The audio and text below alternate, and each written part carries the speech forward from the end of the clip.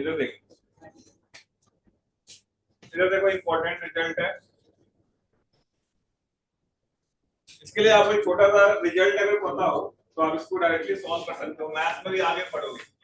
बातचीत नहीं, इधर देखो, एक मान लो ए वेक्टर है, एक दूसरा बी वेक्टर है और ये एंगल थीटा है।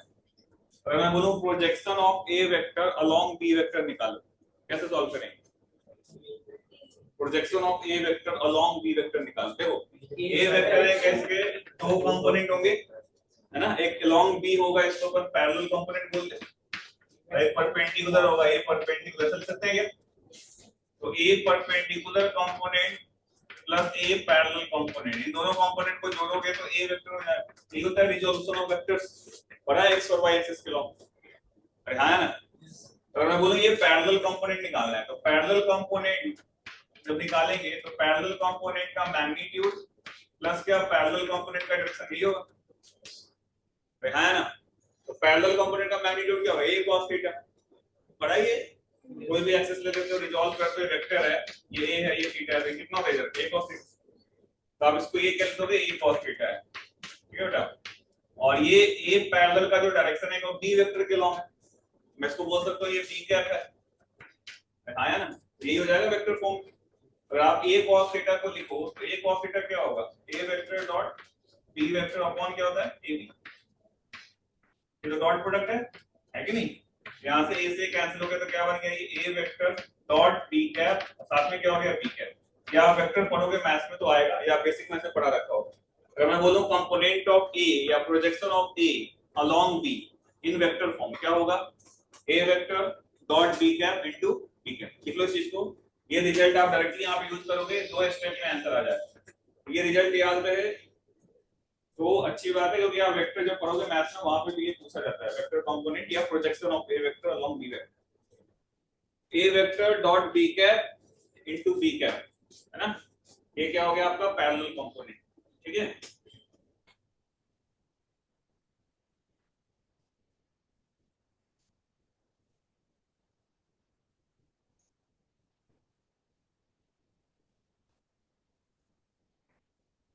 ये देखो ये जनरल है, जनरल जो वेक्टर पढ़ते हैं उसमें रिजल्ट है, किसी भी वेक्टर का कंपोनेंट अगर मैं दूसरे वेक्टर के लॉन्ग निकाल दूं, that is nothing but A parallel,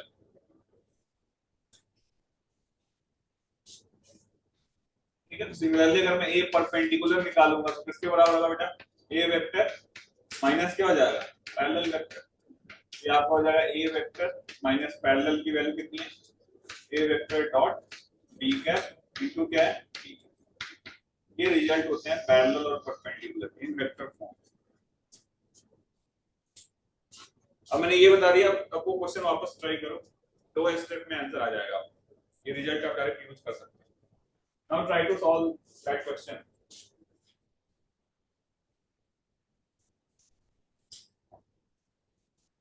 ये दोनों फॉर्मूले याद रखने हैं, वेक्टर में भी काम आएगा ना, पैरेलल और परपेंडिकुलर इस तरीके से निकालते हैं वेक्टोरियली।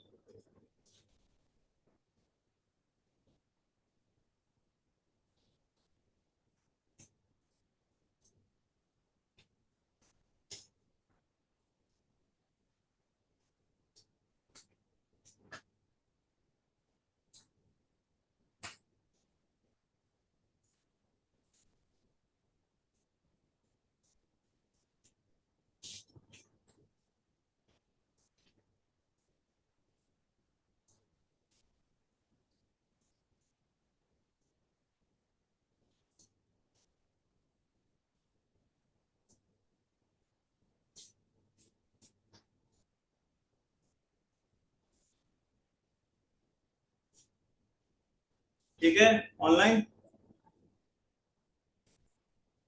समझ में आ रहा है कैसे स्पीकर, यस सर। ठीक।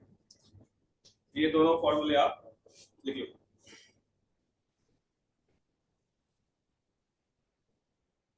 अब आप वो क्वेश्चन ट्राई करो जो मैंने बोला। सर ये जो ए पैरेलल में बी का है नीचे डिवाइड करो,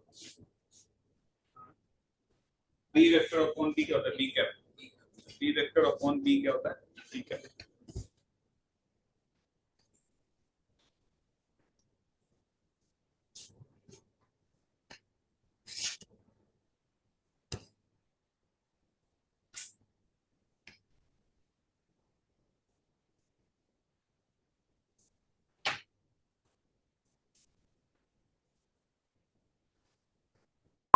किया था ये। तो अब ये डायरेक्ट देखो यहाँ पे मैं बता रहा हूँ, तो अगर मैं यहाँ पे ये वेक्टर बनाऊं, इंसिडेंट रे था, ये कौन सा रे, रिफ्लेक्टेड रे, ये आर कैप है, और इसको प्रोड्यूस करोगे तो ये कौन सा होगा, आई कैप होगा, और इसके लॉन्ग कौन सा बेटा, एन कैप। ये एंगल ऑफ इंसिडेंस है, ये भी क्या हो गया, एंगल ऑफ इंसिडेंस। अब इधर देखो, बोर्ड पे देखो, अगर मैं बोलूं आई कैप का ये वाला कंपोनेंट जो कि पैरेलल है एन के लॉन्ग, क्या होगा, फॉर्मूले को देख करके लॉन्ग क्या आता था, I cap dot N cap into N cap, ये सुनो, इसके लॉन्ग अपन बोलेंगे तो क्या हो जाएगा, I cap dot N cap into क्या हो जाएगा, एन कैप। और ये जो परपेंडिकुलर है ये क्या हो जाएगा बताओ, लिखा हुआ है I cap minus I cap dot N cap into क्या हो गया, एन कैप। देखो बेटा, अच्छा अब मैं बोलूं कि ये वेक्टर और इसको उल्टा करके जो दो वेक्टर है इन दोनों को जोड़ेंगे तो ये वेक्टर आएगा, कैसा ना, इसको उल्टा करेंगे तो नेगेटिव हो जाएगा, तो ये उल्टा वेक्टर प्लस इसको ऐड कर दो तो हम बोलेंगे आर कैप क्या होगा, बेसिकली इसको उल्टा कर दिया तो minus of I cap dot N cap into क्या हो गया, एन कैप, और प्लस ऐड कर दिया इसको I cap minus I cap dot N cap into क्या हो गया बेटा, एन कैप। यहां सॉल्व करोगे क्या मिलेगा, finally answer I cap minus 2 times I cap dot N cap into N cap. तो बुक में सिंबल भी है, उसके अकॉर्डिंग क्या हो जाएगा, आई को क्या बोल रहे थे, E vector minus 2 times E vector dot N, और बाहर क्या हो जाएगा, कैप एन, ये बन जाएगा। तो लिख लो ये, तो ये रिजल्ट क्या है, तो आप 2 स्टेप में सॉल्व कर सकते हो, है ना, उल्टा करके पहले वाले के साथ ऐड कर दिया, ठीक है। हाँ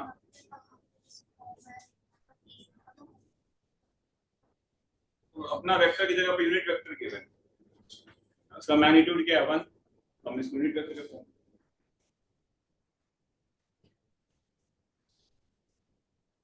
और तुम्हें याद भी होगा जस्ट लाइक कोलिजन होता है, कोलिजन में आप किसी बॉल को एंगल पे फेंकते हो तो कौन से कंपोनेंट में चेंज आता है, परपेंडिकुलर में, हॉरिजॉन्टल में कोई चेंज नहीं आता, तो इसमें कोई चेंज नहीं है, परपेंडिकुलर उल्टा होगा, इन दोनों को जोड़ेंगे तो आर कैप आ जाएगा ना।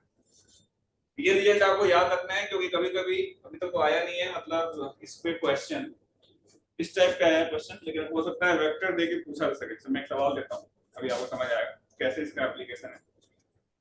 It is also called vector form of reflection, है ना।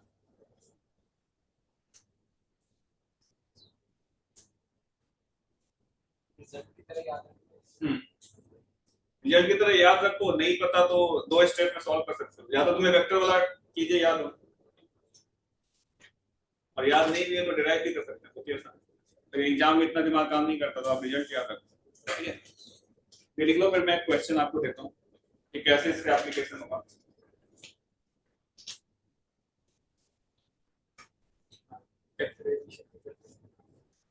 बहुत सारे तरीके से कर सकते हैं, मैंने जो सबसे आसान लगा वो बताया, इसमें आपको रिजल्ट याद है तो 2 स्टेप में आ जाएगा, वरना एक और तरीका है, इस आई को रिटर्न कर दो, उन दोनों का रिजल्टेंट होगा एन का, उनको ऐड करके वो कर दो, लैम्डा के फॉर्म में आ जाएगा, है ना।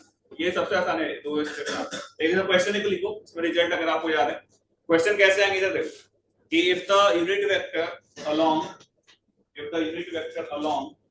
Incident ray, if the unit vector along incident ray is given by I cap plus j cap upon root 2,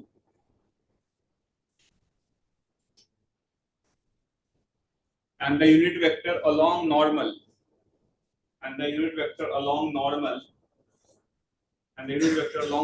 is given by 2 I cap plus j cap upon root 5, 2 I cap plus j cap upon root 5. Then find out the unit vector along reflected ray, and find out the unit vector along किसके along reflected ray, ठीक है। Now proceed, solve कीजिए। Sir incident ray वाला vector कौन सा था? Incident ray के along था I cap plus J cap by root 2, और नॉर्मल के लॉन्ग कौन सा था 2 I cap plus J cap by root 5, है ना। तो इसमें अगर आपको ये रिजल्ट याद है तो आप आसानी से सॉल्व कर सकते हैं। हाँ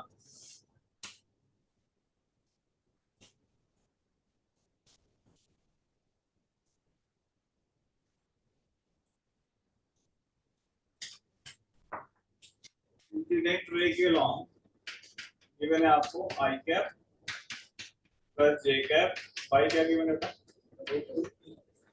और नॉर्मल के लॉन्ग गिवन है कितना गिवन है 2 I cap plus J cap by R cap के लॉन्ग बताना है कितना होगा यूनिट वेक्टर लॉन्ग रिफ्लेक्टेड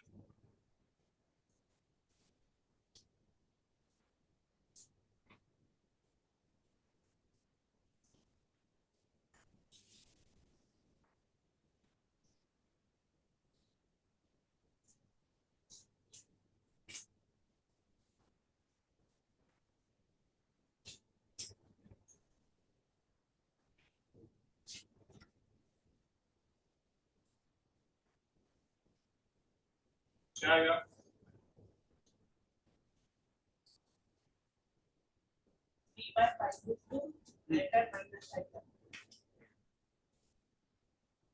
तो यहाँ पे आप देखो अगर आपको आर कैप चाहिए तो क्या हो जाएगा आई कैप में से घटा दें 2 times I cap dot N cap into क्या है एन कैप ये ना बेटा आई कैप की वैल्यू कितनी है बताओ I cap plus J cap by क्या है रूट 2 ये आपका आई कैप माइनस अब इस कंफ्यूजन तो नहीं आई कैप एक्स वाला था ना और ये आई इंसिडेंट रे वाला है ना दोनों सेम चीज नहीं है यहाँ पे 2 टाइम्स कर दिया आई कैप डॉट एन कैप तो इसके साथ डॉट प्रोडक्ट लो क्या बचेगा 1/√2 into 2/√5 क्या बचेगा 2/√10 प्लस क्या हो गया 1/√10 3/√10 हो गया और एन कैप आपने क्या था यही था 2i cap plus j cap by क्या था √5 सिंपलीफाई करो क्या मिलेगा i cap plus j cap by √2 minus 6/√10 into क्या है 2/√5 i cap plus j cap by √5 नहीं फर्दर सॉल्व कर लो i में क्या क्या बचेगा एक साथ रख लो 1/√2 ठीक है ना माइनस ये कितना हो जाएगा 12/√50 नहीं ये पूरा वैल्यू हो गया i कैप और j में क्या आएगा 1/√2 और ये माइनस क्या हो जाएगा 6/√50 और फर्दर सिंपलीफाई कर सकते हैं इवन आपको तरीका बताया सॉल्व करने का एग्जाम में डेटा ऐसा होगा ताकि कैलकुलेशन और ज्यादा आसान ये आपका हो गया आर कैप ठीक है और मैग्नीट्यूड पूछेगा तो 1 आएगा यूनिट वेक्टर इस तरीके से आप आर कैप निकाल सकते हो ये फॉर्मूला पता है तो कोई ज्यादा कैलकुलेशन की जरूरत नहीं है सिंपल ये लगाओ सॉल्व हो जाएगा और एग्जाम में आपको डेटा ऐसा गिवन होगा ताकि और ज्यादा इजीली सॉल्व हो ठीक है या डायरेक्ट पूछ सकता है आर कैप दिया है, आई कैप एन कैप दिया, तो आर कैप क्या होगा, चार ऑप्शन दे दिया है ना, आई कैप माइनस केवल I cap dot N cap into N cap, है ना, चार ऐसे ऑप्शन दे दिए, उसमें भी कुछ नहीं पूछ सकता।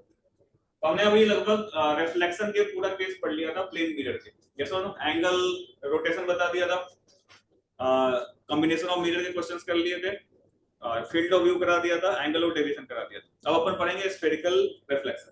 तो नेक्स्ट आप लिखो स्फेरिकल रिफ्लेक्शन, किन लोगों का आ गया था ये, ठीक है। नेक्स्ट आप लिखिए स्फेरिकल रिफ्लेक्शन, स्फेरिकल रिफ्लेक्शन।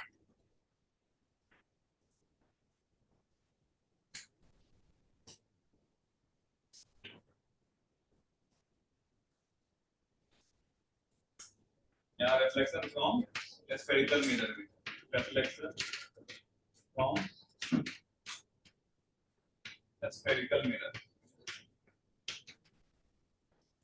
कुछ टर्मिनोलॉजी है, पहले वो लिख लो, and after that we'll solve some questions. तो एक मान लो कोई ग्लास स्फीयर है और इसके कॉन्वेक्स साइड को अगर आप हाईली पॉलिश करते हो और इसके अगर कॉन्केव साइड को हाईली पॉलिश करते हो तो मिरर मिलेगा अपने को, इस वाले मिरर को मिरर बोलेंगे बेटा, कॉन्केव मिरर, और इस वाले साइड को क्या बोलेंगे, कॉन्वेक्स मिरर। इसका डेफिनेशन आप अपने लैंग्वेज में लिख सकते हो,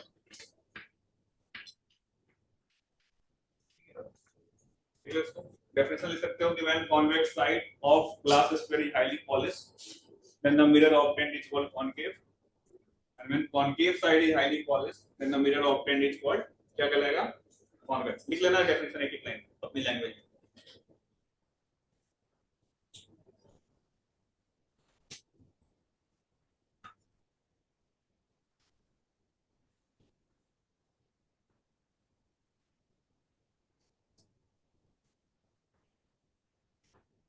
कॉन्वेक्स को पॉलिश किया तो कॉन्केव, कॉन्केव को पॉलिश किया तो कॉन्वेक्स मिरर मिलेगा।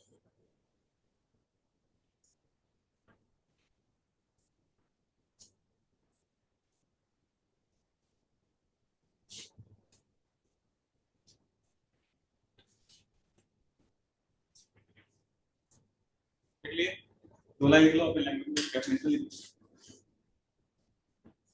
If the convex side of glass is very highly polished then the mirror obtained is called concave, ठीक है। कुछ और टर्म के बारे में बात करते हैं, इसमें एक टर्म आता है पहले सेंटर ऑफ कर्वेचर। देखो सेंटर ऑफ कर्वेचर की खासियत क्या होगी, यहाँ से कोई भी रे ऑफ लाइट मिरर पे गिरेगा कितने एंगल पे स्ट्राइक करेगा, सेंटर से कोई भी रे ऑफ लाइट ड्रॉ करते हो क्या वो 90 होता है ना, नॉर्मल होगा, तो सेंटर ऑफ कर्वेचर से कोई भी रे ऑफ लाइट जाती है मिरर पे गिरती है वो रिट्रेस करती है अपने पाथ को, है ना, समझ में आ रहा है मेरी बात। तो आप इसको लिख लो कि सेंटर ऑफ कर्वेचर के बारे में कि centre of the glass sphere, centre of curvature लिखो, फिर उसके बारे में डेफिनेशन लिखो, सेंटर ऑफ कर्वेचर, ठीक है। Centre of the glass sphere, centre of the glass sphere of which mirror is a part, center of the glass sphere of which mirror is a part is called center of curvature of the spherical mirror, is called center of curvature of the spherical mirror, ठीक है। इसको क्या बोलेंगे, centre of curvature, ठीक है। अच्छा, इस glass sphere का जो रेडियस होता है उसे क्या बोलते हैं अपन, रेडियस ऑफ कर्वेचर। तो नेक्स्ट लिख लो radius of curvature, radius of curvature, radius of curvature क्या आएगा, radius of the glass sphere of which mirror is a part, radius of the glass sphere of which mirror is a part is called क्या कहलाएंगे उसको, radius of curvature, ठीक है। एक और term आता है, इसको बोलते हैं फूल। फूल के बारे में लिखो, it is the geometric centre of the mirror. Geometric centre of the mirror, फूल के बारे में लिखो, it is geometric centre of the mirror. Mirror का ज्योमेट्रिक सेंटर होता है। लिखो generally it is the mid point of the mirror. Generally it is the mid point, generally it is the midpoint of the mirror. Generally it is the midpoint of the mirror, but it did not to be always true. Generally it is the midpoint of the mirror, but it need not to be always true.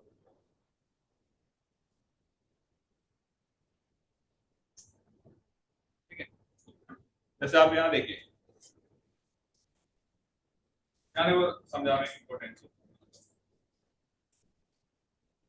और ये mirror है, इसका पोल क्या होगा, ये वाला point होगा, yes और नो। लेकिन अगर आपने इस मिरर के इस वाले पोर्शन को हटा दिया, केवल इतना सा मिरर रहने दिया, अब इसका पोल क्या होगा। अगर ये पूरा मिरर होता तो ये पोल था, यस और नो, मिड पॉइंट था। लेकिन आपने इस नीचे वाले पोर्शन को हटा दिया, अब केवल ये वाला मिरर है ना, तो इसका पोल अभी भी यही रहेगा, ज्योमेट्रिक सेंटर, यस और नो। और इसका सेंटर कर्वेचर अभी भी यही रहेगा, अगर आप जब तक इसको शिफ्ट नहीं करते। बात समझ में आ रही है मेरी बात? यानी इस वाले मिरर को आप देखोगे, इसका मिड पॉइंट तो यहाँ नहीं है ना, लेकिन इसका पोल किधर है, यस और नो। बना दो इसको लिख करके। अगर आप किसी मिरर को काटते हो और उसका सेंटर और कर्वेचर प्रिंसिपल एक्सिस शिफ्टेड नहीं है, तो पोल प्रीवियस वाला ही होगा जो पहले था। मतलब काट से कहीं भी काटो, इसको भी काटो, इसका भी पोल यही रहेगा। ये भी बनाओगे ना, इसका पोल यही रहेगा, और ये प्रिंसिपल एक्सिस। पोल वाला सही हटा दो। पोल वाला मतलब कहीं भी काटते हैं, इसको इधर भी काटते हैं, थोड़ा सा मिरर है तो भी इसका पोल यही लाइक है।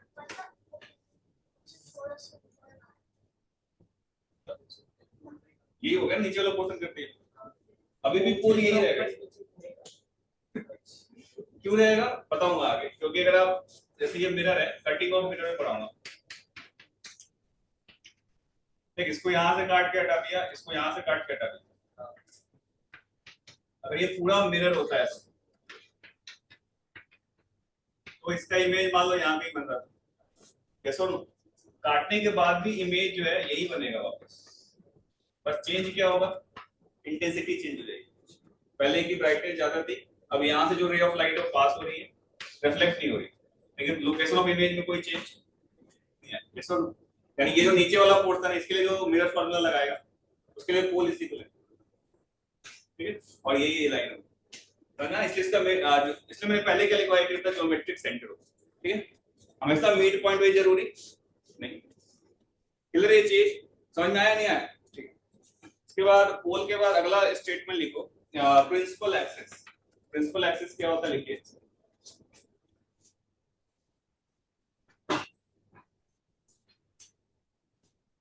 प्रिंसिपल एक्सिस को लिखो, it is the line passing through, the line passing through, the line passing through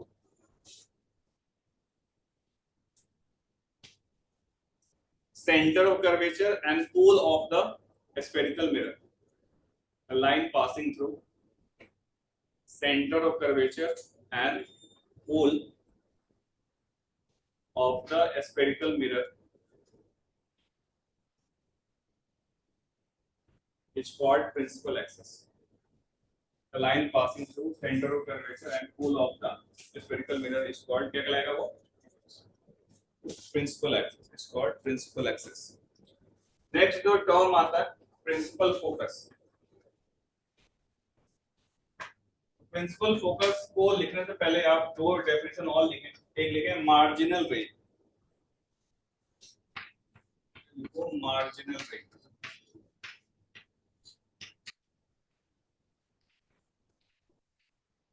और दूसरा आप लिखना पैरेक्सियल रे, पैरेक्सियल रे। तो मार्जिनल रे में लिखो कि द रे ऑफ लाइट